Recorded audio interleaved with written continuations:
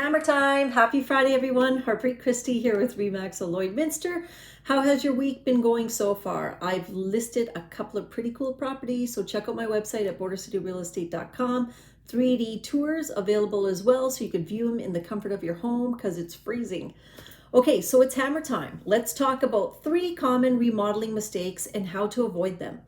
Investing in your home by remodeling or renovating is an excellent way to increase its value. However, a significant renovation project can quickly turn into a disaster. Take a look at 3 of these most common home renovation mistakes that homeowners make and how you can avoid them. Mistake number 1, skipping the permit process. If you're doing some significant renos, please go to the city website and get a permit. Mistake number 2, using cheap materials or labor. Quality is so critical.